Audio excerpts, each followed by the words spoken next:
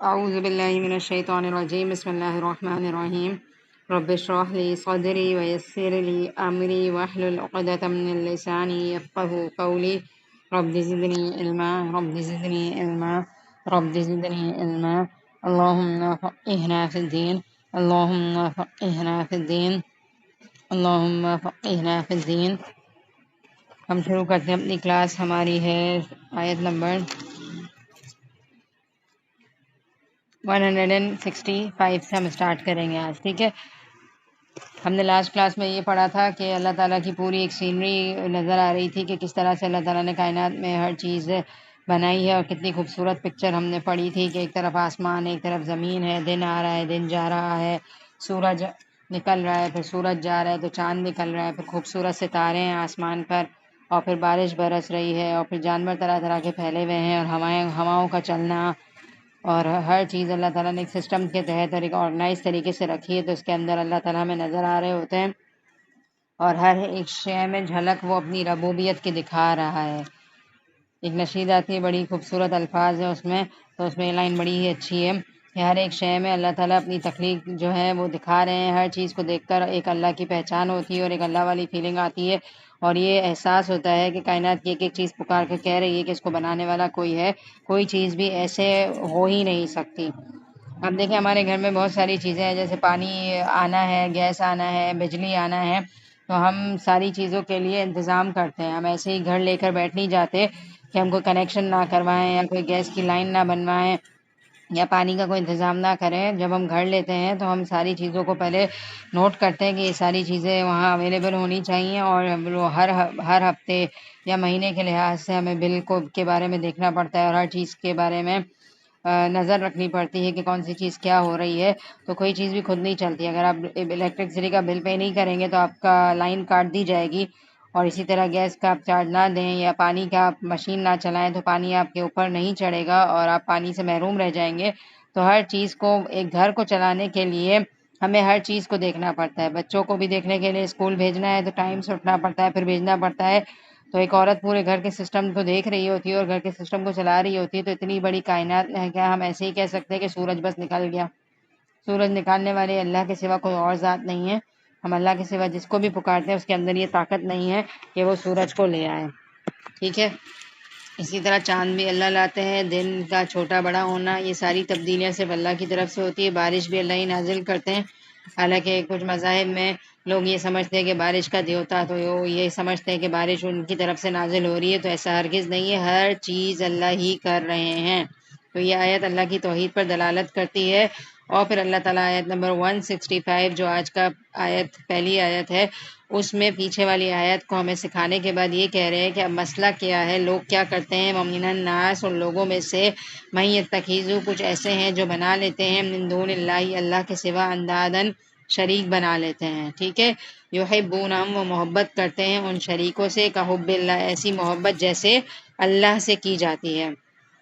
تو حال یہ ہے کہ اللہ تعالیٰ نے ہر چیز بنائی ہے، لیکن انسان کا کیا حال ہے کہ وہ اللہ کو چھوڑ کر کچھ اور معبود بنا لیتا ہے، جس کی اسی طرح سے عقیدت رکھتا ہے جس طرح سے اللہ کی رکھنی چاہیے. اب دیکھیں انسان فطرتاً کمزور ہے، ہم کمزور ہیں، ہمیں ایک سہارے کی ضرورت ہے. تو ہم اپنا سہارا کس کو تلاش کریں گے؟ جو ہم سے مضبوط ہو. تو اللہ تعالیٰ کی ذات ہر چیز میں مکمل ہے، کامل ہے، تو ہم معبود اللہ ہی کو بنا سکتے ہیں. اور اگر ہم اللہ کے سوا دوسرے مذاہب کو دیکھتے ہیں جو مورتیوں کی عبادت کرتے ہیں، یا کچھ لوگ سورج کو پوجتے ہیں یا چاند کو پوجتے ہیں، یا جس چیز کو بھی لوگوں نے معبود بنایا ہوا ہے، اس زمانے میں بھی اور آج کے زمانے میں بھی. اور آج کے زمانے میں ہم نان مسلمس کو ہی دیکھ لینا، وہ ایک بس اسٹیچو بنا کر، پتھر کی مورتی جس کو وہ اپنے ہاتھ سے بنا رہے ہیں اور اپنے گھروں پر لا کر رکھ رہے ہیں. اور اللہ تعالیٰ تو ہمیں رزق دیتے ہیں نا، لیکن وہ کیا کرتے ہیں؟ اپنی مورتیوں کے آگے خود کھانا رکھ رہے ہوتے ہیں، خود مٹھائی رکھ رہے ہوتے ہیں، اور ان کے ڈیز ہوتے ہیں کچھ جس میں وہ لوگ پوجا پاٹ کرتے ہیں اور کیا کیا کرتے ہیں، دعائیں کرتے ہیں. ہم سوچیں کہ انسان کی عقل کتنی ماری گئی ہے کہ ایک پتھر کی مورتی جس کو انسان اپنے ہاتھ سے ہی ڈیزائن کر رہا ہے اور اس کو کھانا پلا رہا خود کر رہا ہے، اور پھر اس سے مانگے، تو کیا عقل کہہ رہی ہے؟ تو بہرحال ہم اپنے اسلام کی طرف آتے ہیں، اور ہم الحمدللہ اللہ تعالیٰ نے ہمیں شعوری مسلمان بنایا ہے، اور اللہ کی محبت ہمارے اندر ہے، اور ہم سب الحمدللہ غائبانہ طور پر اللہ پر یقین رکھتے ہیں، اور اللہ کو دیکھے بغیر اس بات کا بلیو رکھتے ہیں کہ اللہ ہی نے مجھے پیدا کیا ہے، اللہ ہی میرے رب ہیں، لیکن انفارچونیٹلی ہمارا بھی تھوڑا سا حال یہ ہو گیا ہے کہ ہم اللہ کے ساتھ اور شریک بھی بنا رہے ہیں، حالانکہ ایز اے مسلم ہمارے لیے اللہ تعالیٰ obviously انف ہونے چاہیے، اور ہم کمزور ہیں اور ہمارا سہارا اسٹرانگ ہونا چاہیے۔ تو اللہ کے سوا اگر کوئی کسی اور کو بھی عبادت کے لائق سمجھے، اور عبادت میں ضروری نہیں ہے کہ باقاعدہ جس طرح سے اللہ کے آگے نماز پڑھی جائے ہم نماز پڑھیں، عبادت کے اندر بہت ساری چیزیں شامل ہیں۔ عبادت کے اندر یہ بھی ہے کہ انسان دعا کسی اور سے کرے، اللہ کا نام لینے کے بجائے کسی اور کا نام لے لے کے دعا کر رہا ہو، کہ فلاں انسان کو کہہ رہا ہو، جیسے غوث اعظم ہیں یا بہت سارے لوگوں نے اللہ معاف کرے شریک بنائے ہوئے ہیں، تو ان کا نام لے لے کے دعا کرنا، یا غوث اعظم آپ یہ کر دیں، یا شیخ جیلانی یا عبد القادر جیلانی یا آپ یہ کر دیں، یا کر کے کسی اور سے بات نہ کریں، صرف اللہ سے کریں، کیونکہ وہ اللہ تعالیٰ کی بزرگ ہستیاں تھیں جو بہت نیک ہیں، لیکن اب وہ انتقال کر چکی ہیں اور وہ اپنی قبروں میں ہیں، اور قبروں میں اندر رہ کر وہ آپ کو کیسے فائدہ پہنچائیں گی؟ اگر وہ کسی کو فائدہ دے سکتی تو پہلا فائدہ وہ اپنی ذات کو یہ پہنچاتی کہ وہ مرتی ہی نہیں، کیونکہ مرنے کے بعد جب وہ مری تو وہ کیا ہو گئیں؟ بے حس ہو گئیں، اور ان کو قبروں کے اندر اتار دیا گیا اور لوگ ان کے اوپر مٹی ڈال کر چلے گئے، اور اب وہ زمین کے اندر آ گئے ہیں۔ لہٰذا اب جو ہستیاں زمین کے اندر ہیں وہ اس بات کی زیادہ محتاج ہے کہ ہم جو باہر رہ رہے ہیں نا، ہم ان کے لیے دعائیں مغفرت کریں اور ان کو ایصال ثواب پہنچائیں، ان کے لیے کوئی بھی نیکی کا کام کر کے۔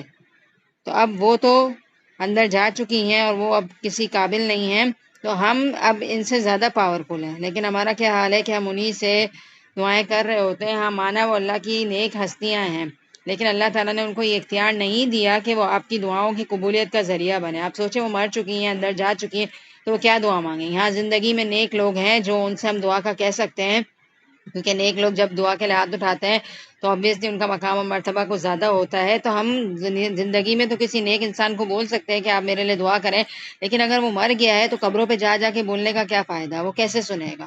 وہ تو ابھی ہمارا محتاج ہے کہ ہم اس کی مغفرت کی دعا کریں گے تو انشاءاللہ۔ اور اگر ہم ان نیک ہستیوں سے انسپائر ہیں اور ہم یہ سمجھتے ہیں کہ ہم ان کا نام لے کے اللہ سے دعا کریں گے، تو ہمارے لیے بہتر یہ ہے کہ ہم ان کا لائف اسٹائل اختیار کریں نا، کہ اگر وہ نیکی میں اتنا ہی آگے تھے تو ہم ان کا لائف اسٹائل فالو کریں۔ انہوں نے کس طرح سے اللہ کو راضی کیا، ان کی زندگی کا کیا پرپس تھا، انہوں نے کس طرح سے قرآن کو سمجھا، کس طرح سے دین کا کام کیا۔ بہت بڑی بڑی ہستیاں گزری ہیں اور ان کی زندگی میں شرک شامل نہیں تھا، وہ اپنے سے بڑے بزرگوں کو نہیں پوجا کرتے تھے، وہ صرف ایک اللہ کی عبادت کرتے تھے۔ تو ہمارا کام بھی یہ ہے کہ خالصتاً صرف اللہ کو پکاریں، اللہ کے سوا کسی کو بھی ہم مشکل کشا نہ سمجھیں، کیونکہ اللہ ہی ہماری مشکلات کو دور کرنے والے ہیں۔ ٹھیک ہے، تو بہت سارے کانسیپٹ ہمارے معاشرے میں بھی عام ہیں جس کو اس آیت کی روح سے سمجھانا ضروری تھا، میں نے صرف اس لیے سمجھایا ہے، اور اللہ سے دعا کریں کہ اللہ تعالیٰ ہماری زندگیوں سے شرک کو نکال دیں، کیونکہ شرک یہ ہے کہ اللہ کے ساتھ اب کسی اور کو شامل کرنا، اور شرک جو ہے نا کسی کو بھی پسند نہیں ہوتا۔ اب سوچیں، اللہ نہ کرے، ایک جنرل سی بات کر رہی ہوں، مثال میں اسی طرح دے سکتی ہوں تو شاید سمجھ آ جائے گا۔ اگر ہم عورتیں ہیں اور اللہ نہ کرے ہمارے شوہر دوسری شادی کر لیتے، ایک عورت سے سوتن کا رشتہ کبھی بھی برداشت نہیں ہوتا، ہوتا ہے کہ نہیں ہوتا؟ تو کس طرح سے اللہ تعالیٰ کو یہ بات پسند ہو کہ اللہ نے سب کچھ کیا، اللہ نے ہمیں ساری نعمتیں دی، اللہ نے سب کچھ کیا ہے ہمارے لیے، اور ہم اللہ کے ساتھ کسی اور کو شریک کر لیں؟ تو کس حد تک بے وفائی کی بات ہے نا۔ وہ کہتے ہیں نا جیسے کسی عاشق کے ساتھ کسی نے بے وفائی کی تو اسے پتہ چلا کہ شرک کتنا بڑا گناہ ہے، اور شرک اللہ کو اتنا ناپسند کیوں ہے، کیونکہ اگر ہمارے ساتھ کوئی بے وفائی کرے، شوہر ہی کر لے بے وفائی، تو ہمیں اندازہ ہو جائے گا کہ شرک کس قدر اللہ کو مغضوب ہے۔ اور کہا یہ جاتا ہے کہ انسان اللہ تعالیٰ کے پاس جب آئے گا تو اللہ تعالیٰ اس کے تمام گناہوں کو معاف کر کے اس کو جنت میں ڈال دیں گے، لیکن اگر اس کے نامہ اعمال میں شرک ہوگا تو اس کی معافی نہیں ہوگی۔ تو اللہ تعالیٰ کے رسول نے بھی ایک موقع پر یہ کہا تھا کہ مجھے ڈر لگتا ہے اپنی امت سے کہ اس کے اندر شرک نہ آ جائے، اور شرک بڑا بھی نہ آ جائے، اور شرک خفی بھی نہ آ جائے جو ریاکاری ہوتا ہے، کہ اللہ کے علاوہ ہم کسی اور کی رضامندی کے لیے نیکی کے کام کریں اور اس کو راضی کرنے میں اپنی زندگی نکال دیں۔ تو اللہ تعالیٰ یہ کہہ رہے ہیں کہ اتنا سب کچھ دیکھنے کے باوجود بھی کیا حال ہے کہ لوگوں کی اکثریت اللہ کے سوا کسی اور کی عبادت کر رہی ہے، اور ان سے ایسی ہی عقیدت رکھتی ہے جیسا کہ اللہ سے عقیدت رکھنی چاہیے۔ والذین آمنوا اشد حبا للہ کا کیا مطلب ہے؟ اس آیت کو اب فنگر رکھ کر سمجھیے اور فوکس کیجیے اس آیت کو، کیونکہ یہ بہت اہم ترین آیت ہے اور اس میں ہمارے لیے بہت زبردست انشاءاللہ موٹیویشن ہے، اور ہمیں اس آیت کو اپنی زندگی میں شامل کرنا ہے کہ ایمان والا جو انسان ہے نا اس کے دل میں سب سے زیادہ محبت اللہ کی ہونی چاہیے۔ شدید کا لفظ آ رہا ہے، اور شدید کا لفظ جو ہے نا، ویسے ہی شدید کا لفظ بہت ہی گہرا ورڈ ہے، لیکن اشدو کے وزن پر آ رہا ہے نا، تو اس کے اندر اور زیادہ تاکید پائی جا رہی ہے کہ سب سے زیادہ ہمارے دلوں کے اندر اگر کسی کی محبت ہے تو وہ اللہ کی ذات کی ہونی چاہیے۔ اللہ تعالیٰ نے ہمیں بنایا اور ہماری باڈی میں سب سے حساس پارٹ ہمارا دل ہے، ٹھیک ہے، وہ صحیح ہے تو پورے آرگن صحیح کام کرتے ہیں، اور اگر ہارٹ بیٹ انسان کی آگے پیچھے ہو تو انسان ظاہر سی بات ہے مر بھی سکتا ہے، تو ہارٹ کا صحیح ہونا بہت ضروری ہے، فزیکل طور پر بھی اور روحانی طور پر بھی۔ فزیکل طور پر اگر ہمارا ہارٹ صحیح کام نہ کرے تو ہم مر جائیں گے، ہارٹ فیل ہو جائے ہمارا تو بالکل اسی طرح روحانی طور پر بھی ہمارے دل کا صحیح فنکشن کرنا، صحیح کام کرنا ضروری ہے، اور روحانی طور پر دل کا صحیح کام کرنا کیا ہے کہ اس دل کو وہ غذا مل جائے جس کے لیے وہ دنیا میں آیا ہے۔ جیسے ہمیں بھوک لگی ہوئی ہوتی ہے نا تو ہم اپنی ڈیزائرز کو پورا کرتے ہیں، اپنی زبان کے ٹیسٹ کو دیکھ رہے ہوتے ہیں اور اچھی طریقے سے کھانا کھا کے اپنے آپ کو فلفل کر لیتے ہیں۔ بالکل اسی طرح سے ہماری روح کو بھی بھوک لگتی ہے، ہمارے روح کو بھی سکونی اور بے چینی ہو جاتی ہے، تو ہماری روح کے لیے غذا کیا ہے؟ اللہ کا ذکر۔ قرآن کی آیت سے دلیل دوں گی، والذین، وہ والی جو آیت آتی ہے الذین آمنوا وتطمئن قلوبهم بذکر اللہ، الا بذکر اللہ تطمئن القلوب، وہ لوگ جو ایمان لائے ہیں ان کے دل اللہ کے ذکر سے اطمینان پکڑتے ہیں، اور خبردار اللہ کے دلوں کو اطمینان ذکر کرتے ہیں۔ الا بذکر اللہ تطمئن القلوب، اللہ کا ذکر انسان کے دلوں کو اطمینان دیتا ہے۔ تو آپ دیکھیں کہ ہم سم ٹائمز جو ہے نا عجیب سی ہمیں گھبراہٹ ہو رہی ہوتی ہے، عجیب سی فیلنگ ہوتی ہے، تو یقین مانیں ہمارا ایمان ڈاؤن ہو رہا ہوتا ہے اس وقت۔ تو آپ دیکھیں ایز اے مسلم الحمدللہ ہم وضو کر کے 2 رکعت نفل ادا کرتے ہیں یا ذکر اللہ کا کرتے ہیں تو ہمارے دل کو سکون ملنے لگ جاتا ہے۔ کبھی بھی بیٹھے میں ہوں، اچانک سے بے سکونی، اچانک سے گھبراہٹ، اچانک سے کوئی عجیب سی فیلنگ آئے تو ذکر کا سہارا لیں، اور ہمارے دل کو اللہ کی ضرورت ہے، اور صرف ایک اللہ کی، اللہ کے سوا اس دل میں کسی اور کو جگہ نہ دے۔ دل انسان کے آرگن میں سے ایک قیمتی چیز ہے، تو قیمتی چیز میں کیا رکھا جاتا ہے؟ قیمتی چیز ہی رکھی جاتی ہے نا۔ مثال کے طور پر جو لاکر ہے ہمارا، اس میں ہم کیا رکھتے ہیں؟ گولڈ کی چیزیں رکھتے ہیں یا اپنا پیسہ رکھتے ہیں؟ کیونکہ وہ ہماری لیے سب سے زیادہ قیمتی چیز ہے، تو ہمارا دل سب سے قیمتی چیز ہے نا، تو یہاں رہنا بھی اللہ چاہیے۔ اللہ کے سوا کسی اور کو یہ جگہ نہ دے کہ کوئی اور یہاں بسے۔ اللہ کی محبت یہاں سب سے نمبر 1 ہونی چاہیے، اور باقی ساری محبتیں انڈر میں ہونی چاہیے۔ ہاں ہم زندگی میں آئے، ہمیں اپنے ماں باپ سے محبت ہے، اپنے شوہر سے، اپنے بچوں سے محبت ہے، لیکن نمبر 1 پرائمری محبت جو ہونی چاہیے نا وہ اللہ کی ہو، اور باقی ساری محبتیں نیچے ہوں۔ اللہ کی محبت اس لیے اوپر ہے کہ اگر ہمارے بچوں کی کوئی خواہش ہے وہ اللہ کی خواہش سے ٹکراتی ہوگی تو ہمارے نمبر 1 پرائیورٹی اللہ کی ذات ہونی چاہیے۔ پہلے اللہ کو خوش کریں گے، پھر بچوں کی خواہش کو دیکھیں گے۔ اگر وہ اللہ کی خواہش سے نہیں ٹکراتی تو پوری کر دیں خواہش، اور اگر اللہ کو ناراض کرنے والا کوئی کام ہے تو ہم نہیں کریں گے، ٹھیک ہے۔ تو یہ ہمیں بتایا جا رہا ہے کہ اللہ کی محبت نمبر 1 ہو اور باقی ساری چیزیں نمبر 2 ہو جائیں۔ سب سے پہلے ہم اٹھیں، نماز کا ٹائم ہے اور ہماری کوئی خواہش ہے، ہمیں کہیں جانا ہے بازار تو ہم کیا کریں گے؟ نماز پڑھ کے نکلیں گے۔ گھوم رہے ہیں مارکیٹس میں، اذان ہو جائے گی تو ہم سب سے پہلے اللہ کے آگے جھکیں گے، پھر اپنے باقی کام کریں گے، کیونکہ اللہ اصل رازق ہے۔ اللہ ہمیں رزق دیں گے اپنے کاروبار کے دوران، اپنی دنیا کے کیریئر کے دوران۔ ہم اللہ کے دین کو نہیں چھوڑ سکتے، ہمیں سب سے زیادہ محبت اللہ سے ہونی چاہیے۔ اور ہم یہ سمجھتے ہیں کہ ہم دین کو ٹائم دے دیں گے تو ہماری دنیا کم ہو جائے گی، تو ایسا نہیں ہے۔ دیکھیں ہم نماز اگر ٹائم پر پڑھ لیں تو ہمارے وقت میں برکت ہو جاتی ہے۔ بظاہر ہمیں بھلے یہ لگ رہا ہو کہ 1 بجے کے ٹائم پر ہم کچن میں کچھ کوکنگ کر رہے ہیں، تو اگر ہم یہ سوچتے ہیں کہ اگر ہم یہ بیچ میں اٹھ گئی اور نماز کو چھوڑ کے کھانے کو چھوڑ کے نماز کے لیے نکل گئی تو میرا تو آدھا گھنٹہ ضائع ہو جائے گا، میں جاؤں گی، وضو کروں گی، چینج کروں گی، پھر نماز پڑھوں گی، تو میری کوکنگ متاثر ہوگی۔ حالانکہ میری گارنٹی آپ لے لیں، آپ جس دن اول وقت پہ نماز پڑھیں گے نا، آپ 1 بجے نماز کے لیے کھڑے ہو جائیں، آپ آرام سے بالکل سکون سے نماز پڑھیں، ذکر اذکار کریں، پراپر دعا مانگ کے کھڑے ہوں، تھوڑا سا ٹائم دے دیں، 1:30 بجے تک آپ فارغ ہو جائیں، پھر آپ جائیں کچن میں، آپ کو یقین نہیں آئے گا، آپ کا 3 بجے تک سارا کام نمٹ جائے گا، اور آپ بولیں گے کیسے اتنی جلدی ہو گیا مطلب۔ اور اگر آپ نماز نہ پڑھیں تو آپ کو میں بتا رہی ہوں 3 بج جائیں گے، اور پھر آپ کہیں گے چلو اب میں شاور لوں، اب میں چینج کروں، اب میں نماز پڑھوں، اور پھر آپ نماز پڑھیں تو مجھے بتائیں آپ جتنی بھی کوشش کر لیں آپ وہ خشوع مینٹین نہیں کر سکتے۔ میرے ساتھ تو بہت بڑا مسئلہ ہے کہ اگر میں ٹائم پر نماز نہ پڑھوں تو میرا خشوع متاثر ہوتا ہے، اور سب کے ساتھ ہوتا ہوگا۔ عشاء کی نماز اذان کے ساتھ پڑھیں وہ نماز، اور آپ پڑھیں 10 بجے یا 11 بجے کہیں چلے جائیں، تو اب یقین مانیں اللہ معاف کرے، ہم صرف پریزنٹ لگانے کے لیے چلے جاتے ہیں اللہ کے پاس کہ ہم کہیں بے نمازی نہ لکھ دیے جائیں، اس لیے مجھے تو لگتا ہے ہم صرف اٹینڈنس لگانے کے لیے جاتے ہیں، باقی ہمارا کوئی دل کوئی دماغ کو شامل نہیں ہوتا۔ تو اللہ کی محبت نمبر 1 ہونی چاہیے، اور جو انسان اللہ کو نمبر 1 رکھتا ہے نا تو پھر اللہ کا معاملہ بھی اس بندے کے ساتھ کیا ہوتا ہے کہ پھر اللہ بھی اس بندے کو اہمیت دیتے ہیں، اور اس کی ساری چیزوں کو اللہ تعالیٰ اپنے ہاتھ میں لے لیتے ہیں، پھر اللہ تعالیٰ ہمارے کام خود کرتے ہیں۔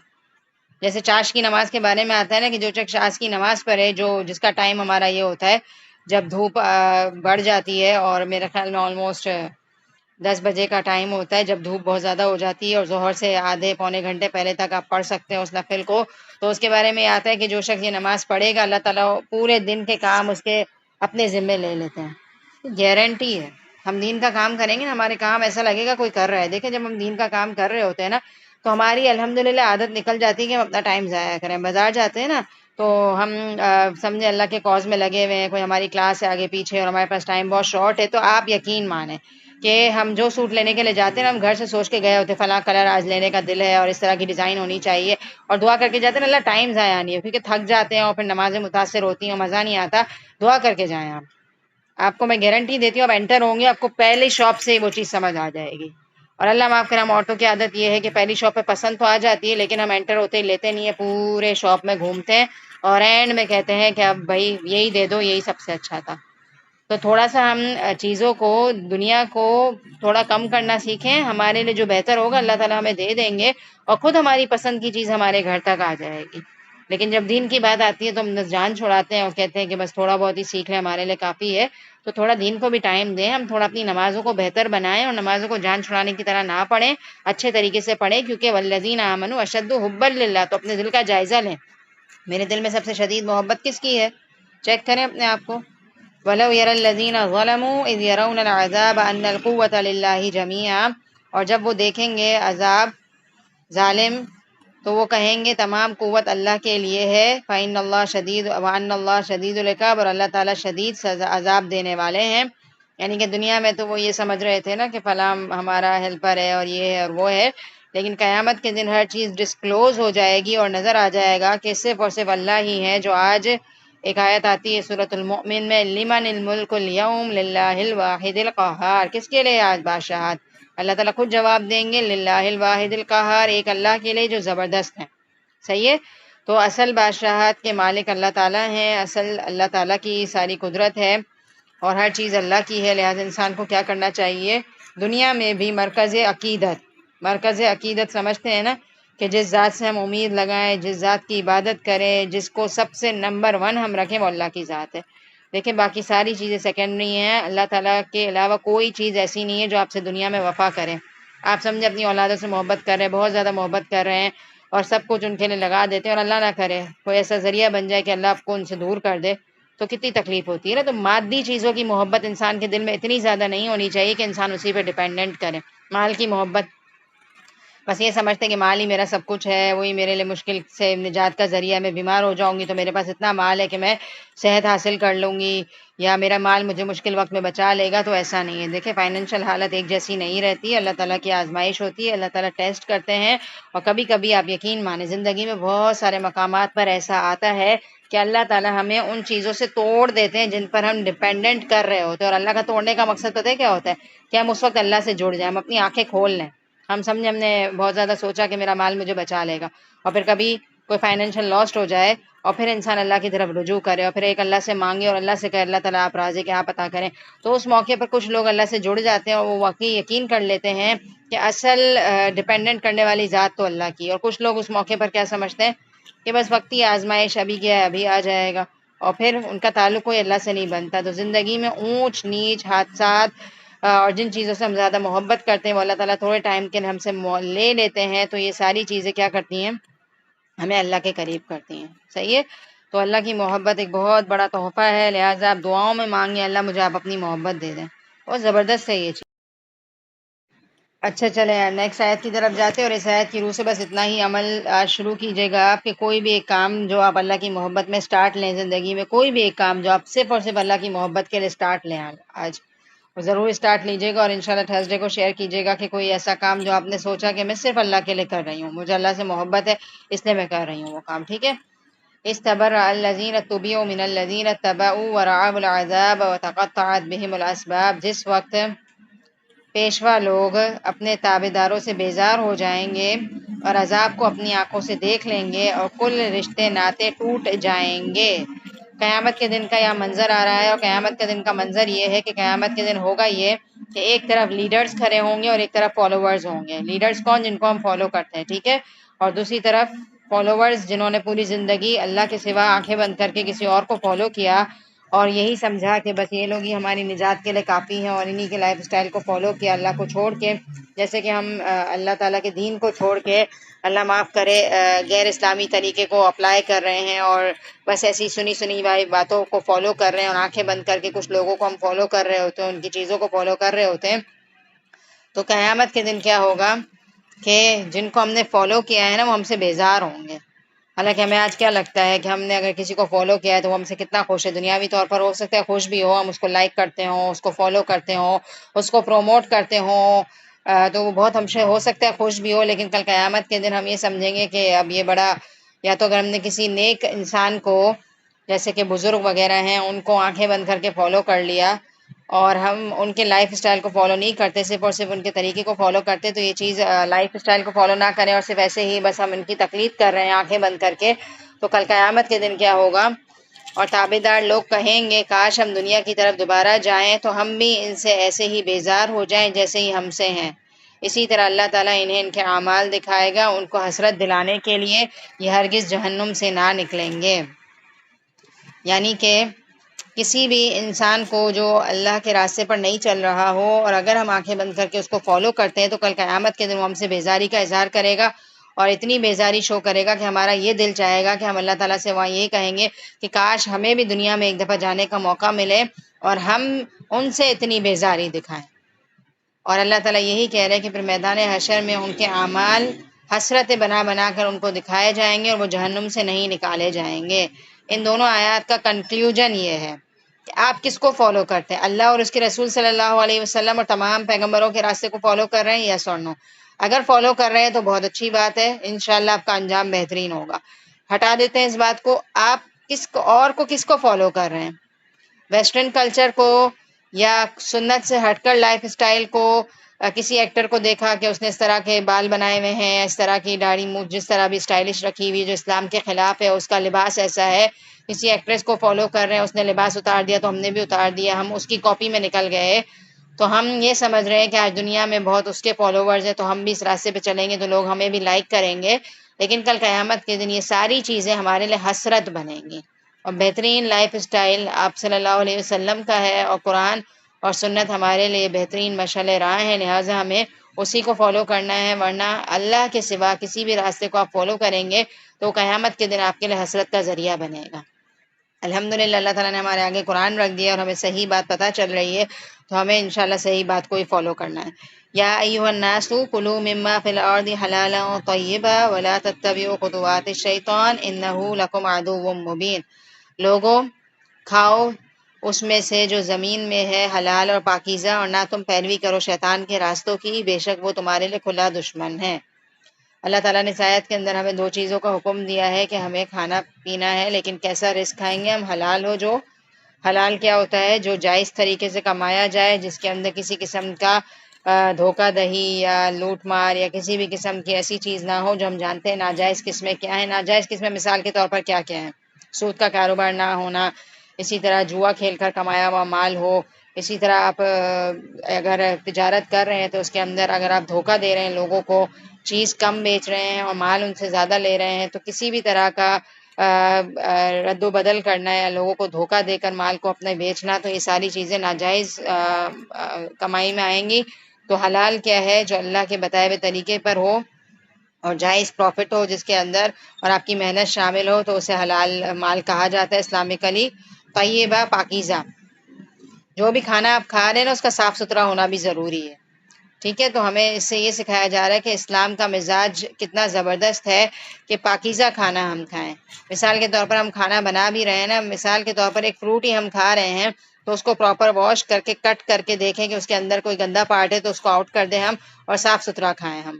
تو آپ دیکھیں کہ ہمارے لیے اللہ تعالیٰ نے کتنا اہتمام کیا ہے اور کتنا ہمیں صاف ستھرا کھلانے کے لیے ہمیں حکم دیا ہے کہ دیکھو یہ ساری چیزیں تمہاری باڈی پر اثر رکھتی ہیں، اور اگر ہماری باڈی ڈسٹرب ہو، جسے ہم فوڈ پوائزن کہتے ہیں، تو فوڈ پوائزن کیوں ہوتا ہے؟ کوئی چیز غلط کھا لی ہوتی ہے ہم نے، جیسے کہ ریسٹورینٹ کا ہم کھانا کھاتے ہیں تو سم ٹائمز کوئی گندی جگہ سے ہم کھا لیتے ہیں تو وہ طریقے سے نہیں بنا ہوا ہوتا یا ہائیجینک نہیں ہوتا اور ہمارے لیے نقصان دہ ہوتا ہے، تو پھر ہوتا یہ کہ ہمیں فوڈ پوائزن ہوتا ہے، پھر گھر آ کر ہمارا پیٹ ڈسٹرب رہتا ہے، اور جب پیٹ ڈسٹرب رہتا ہے تو ہماری عبادت متاثر ہو جاتی ہے۔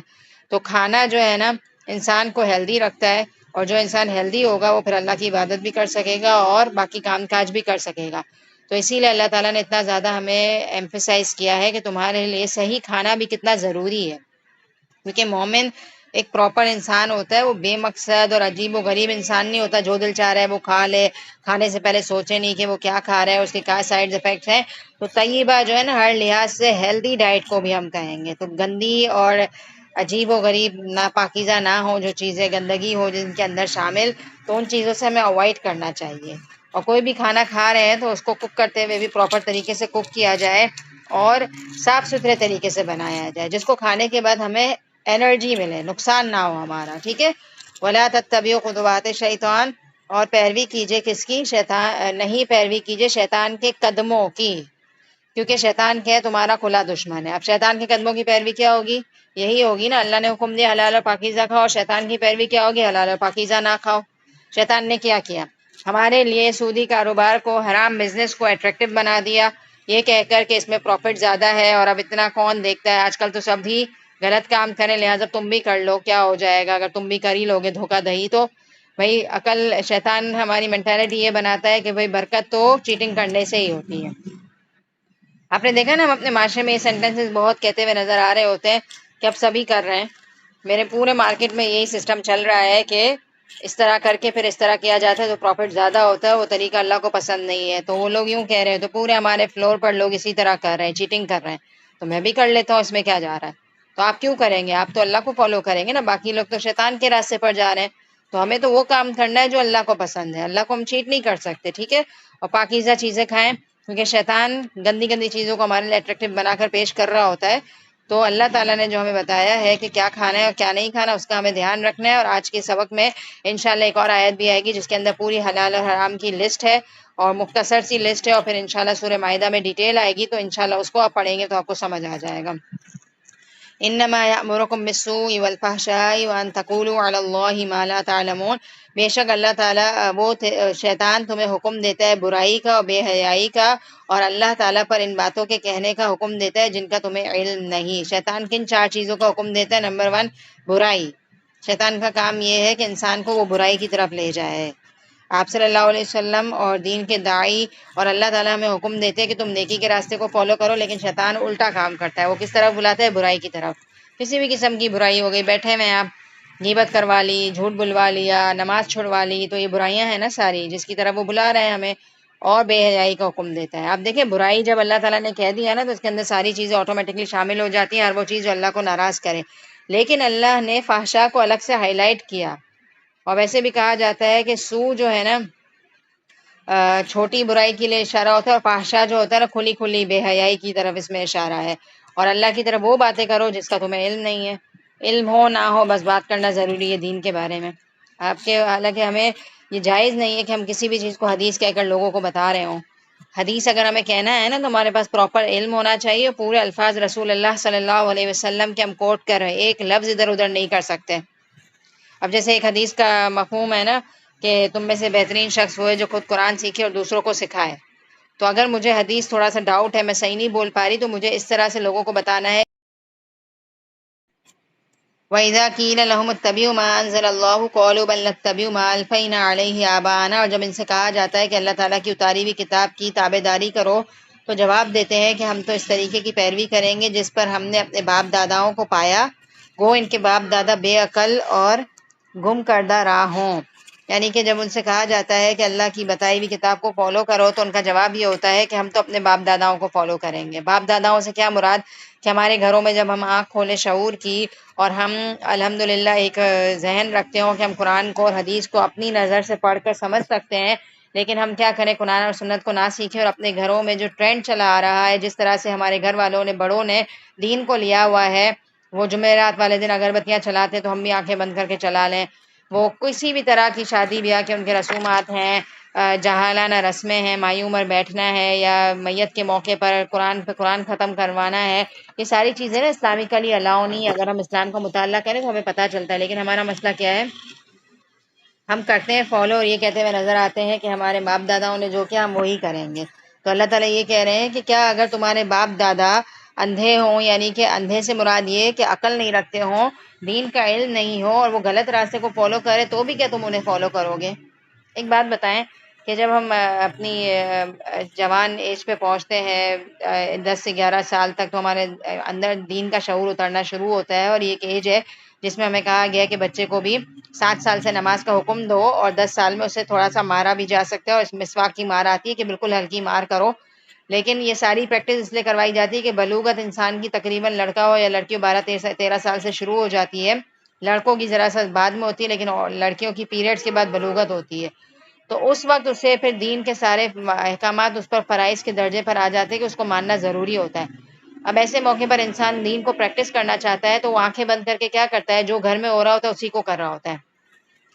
لیکن دیکھیں آپ کیا کرتے ہیں کہ اگر آپ کی دادی نانیاں میکسی پہنتی ہیں تو کیا آپ جوان ہو کر میکسیاں پہن کے گھومیں گی گھر میں؟ یعنی کہ ان کے جیسے کپڑے تو ہم پہن نہیں سکتے. یا اگر ہم کھانا پکانے کے لیے کچن میں جاتے تو ہم وہ بنائیں گے جو ہماری دادیاں اور اتنی محنت کر کے ہاتھ سے پیس پیس کر اور پتہ نہیں کیا کیا ڈشز بناتی تھیں، وہ تو ہمیں پسند ہی نہیں آئیں گے. ہم سوچیں گے نہیں بھائی آج کل تو چائنیز مزہ آتا ہے کھانے میں، یا جیپنیز ہے، یا کوئی بھی کورین ڈشز ہیں، یا ہم جو بھی پاکستانی ڈشز کھانا چاہتے ہیں تو ہم ڈیلیشیس کھانے اپنے ٹیسٹ کے حساب سے بنائیں گے نا. یہ تو نہیں سوچیں گے نا وہ لوگ جو کرتی تھی ہم آنکھیں بند کر کے وہی کر لیں. نہ کھانا پینا ان کے جیسا کر سکتے ہیں ہم، نہ اوڑھنا بچھونا ان کے جیسا کر سکتے ہیں، اور نہ اپنے گھر کو ان کی طرح سادہ رکھ سکتے ہیں.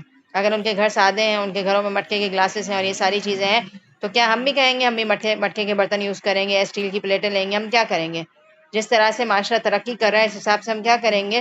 ہر دور میں ایک نئی چیز فیشن میں ہوتی ہے، پھر ہم اس کو فالو کر رہے ہوتے ہیں. لیکن دین ہمیشہ سے ایک ہی ہے. ابراہیم علیہ السلام کی ملت اور آپ صلی اللہ علیہ وسلم کا طریقہ ہمیشہ سے ایک ہی ہے، اور وہ قرآن و سنت میں 1400 سال پہلے اللہ نے بتا دیا ہے. تو جب ہم شعور کی آنکھ کھولیں گے تو ہماری سب سے پہلی پرائیورٹی ہوگی دین کا علم سیکھنا. اب ہم اپنے بچوں کو دین کا علم کیسے سکھائیں گے کہ ہم سیکھے ہوئے ہوں؟ وہ کہتے ہیں نا کہ ایک ماں اگر پڑھی لکھی ہے تو وہ بہت ساری نسلوں کی حفاظت کر سکتی ہے. لہٰذا ہم اپنے بچوں کو دین کا علم اس طرح سکھائیں گے کہ ہم دیندار ہوں، ہم نے صحیح علم سیکھا ہوا ہو. تو جب دنیا کے معاملے میں ہم آنکھیں بند کر کے اپنے بزرگوں کو فالو نہیں کر سکتے تو دین کے معاملے میں کیوں کریں ہم؟ وَمَثَلُ الَّذِينَ كَفَرُوا، مثال ان کافروں کی جنہوں نے کفر کیا، مثال ہے اس کی طرح جو چرواہے کی ہے جو صرف پکار اور آواز کو ہی سنتے ہیں، سمجھتے نہیں. وہ بہرے گونگے اور اندھے ہیں، انہیں عقل نہیں. اس آیت میں یہ بتایا جا رہا ہے کہ ایک چرواہا ہوتا ہے نا، وہ اپنے گائیں بکروں کو جس طرف لے کر جانا چاہے، جس طرح وہ چل رہا ہوتا ہے، تو پورا ایک گروپ آپ نے دیکھا ہوگا بکریاں اپنے چرواہے کے پیچھے جا رہی ہوتی ہیں. وہ ایک لکڑی لے کر چل رہا ہوتا ہے، اور اگر کوئی بکری صحیح نہیں چل رہی تو اس کو لکڑی لگاتا ہے، اسٹک لگاتا ہے، اور پھر وہ سیدھی چلنے لگتی ہے، پوری ایک لائن میں جا رہی ہوتی ہے. تو آپ ایک بات بتائیں کہ کیا ان بکریوں کو پتہ ہے کہ وہ کہاں جا رہی ہیں؟ وہ کس کو فالو کر رہی ہیں؟ آنکھیں بند کر کے اپنے مالک کو فالو کر رہی ہیں. صحیح ہے، وہ عقل سے کام نہیں لیتی. تو اللہ تعالیٰ نے انسانوں کو کیا بنایا ہے؟ اشرف بنایا ہے، عقل دی ہے اللہ تعالیٰ نے ہمیں.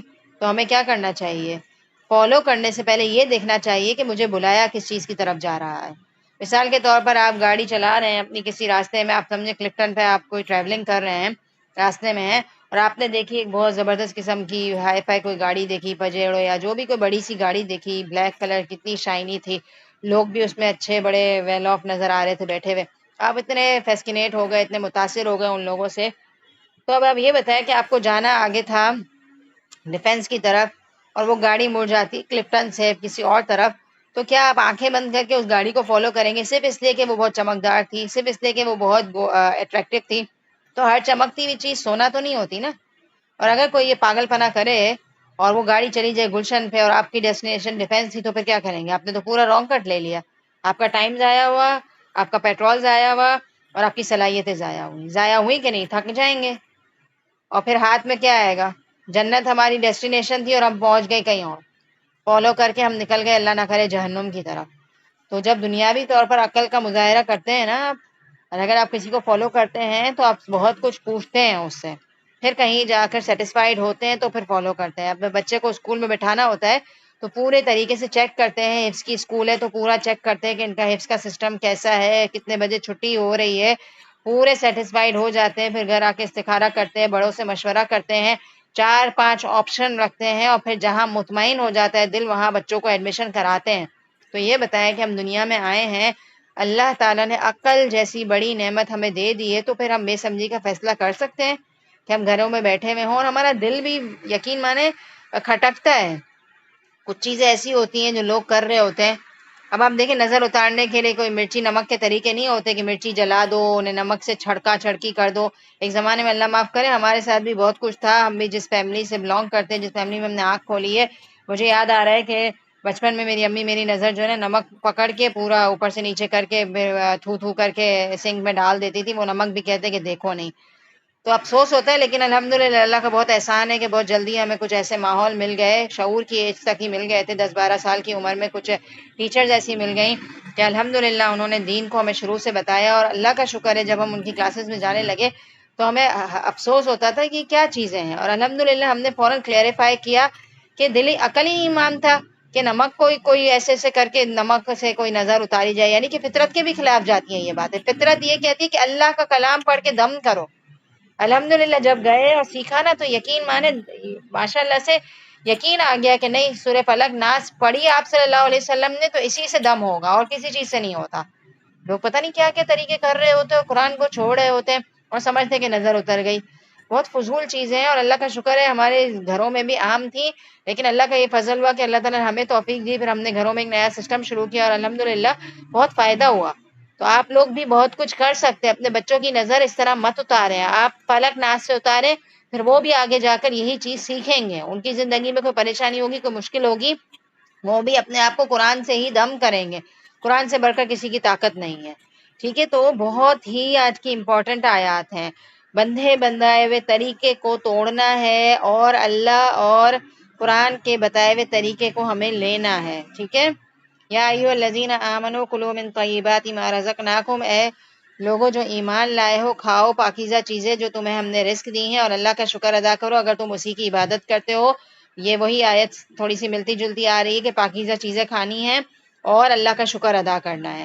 شکر بہت ضروری ہے. وہاں وہ والی آیت میں شکر کا لفظ نہیں تھا, لیکن یہاں شکر کا لفظ آ رہا ہے کہ جتنی نعمت اللہ تعالیٰ ہمیں کھلا رہے ہیں ان پر اللہ تعالیٰ ہی اس بات کے مستحق ہے کہ ہم ان کا شکر ادا کریں.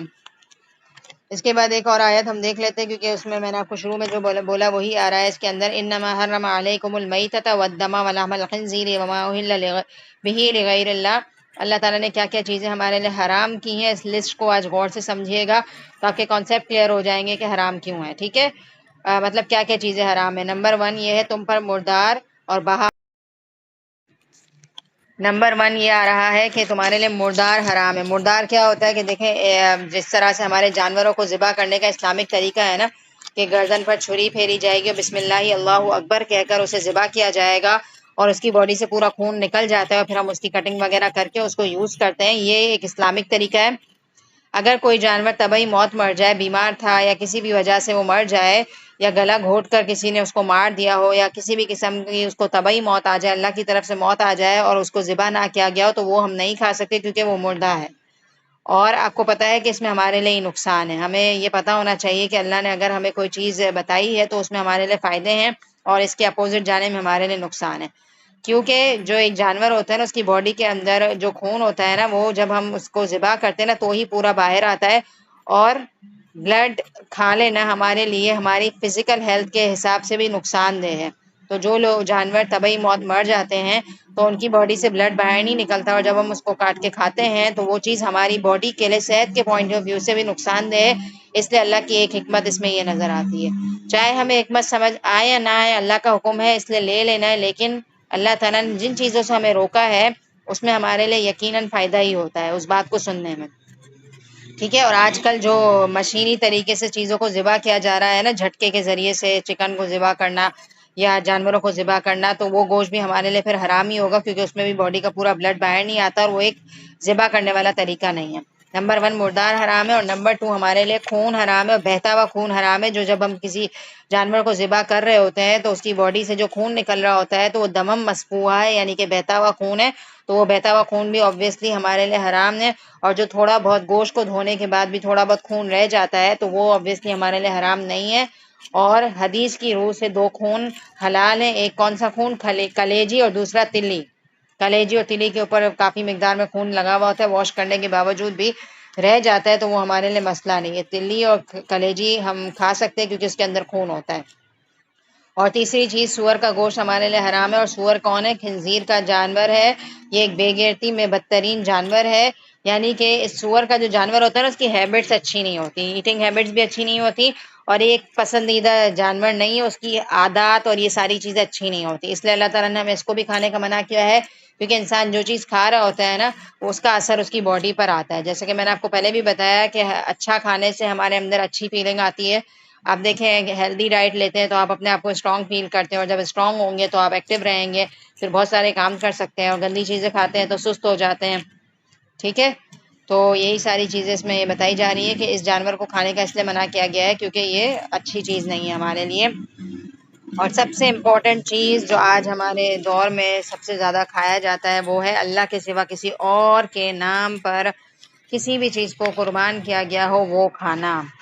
مثال کے طور پر کوئی جانور ہے، اس کو قربان کرتے ہوئے بسم اللہ اللہ اکبر لوگ بولتے ہیں ہم نے اللہ کا نام تو لیا ہے، لیکن ساتھ ساتھ کہہ رہے ہوتے ہیں غوث اعظم کے نام پر ہے، یا یہ شیخ قادر جیلانی کے نام پر ہے. اور آج کے دور میں 12 ربیع الاول کے موقع پر رسول اللہ صلی اللہ علیہ وسلم کے نام پر کوئی جانور ذبح کیا جائے، ہے تو غیر اللہ ہی نا، اللہ کا نام تو نہیں ہے نا. تو پھر اس کو قربان کر کے اس کی دیگیں چڑھا کر نیاز بانٹنا، تو نیاز بھی اگر اللہ کے سوا کسی اور نام پر کی جائے تو وہ ہمارے لیے حرام ہو جاتا ہے وہ کھانا. تو پلیز بہت امپورٹنٹ بات ہے، مینشن کرنا ضروری تھی. اور آپ سب دیکھیں قرآن پڑھیں، میں نے کچھ نہیں کہا، اس کے اندر لکھا ہوا ہے غیر اللہ کے اندر یہ ساری چیزیں شامل ہیں. کچھ لوگ مائنڈ کرتے ہیں کہ میں ان کے خلاف جا رہی ہوں، لیکن جو حقیقت ہے وہ تو مجھ پر فرض بنتا ہے کہ میں بیان کروں کہ غیر اللہ کے اندر یہ ساری چیزیں آ جاتی ہیں. کیا آپ صلی اللہ علیہ وسلم غیر اللہ نہیں ہے؟ اللہ کے سوا کوئی بھی چیز آتی ہے. تو بہت زیادہ اس چیز کو ہمیں دیکھنے کی ضرورت ہے، اور اگر ہماری زندگی میں یہ غلطی شامل رہی ہے تو اس کی کریکشن کر لیں.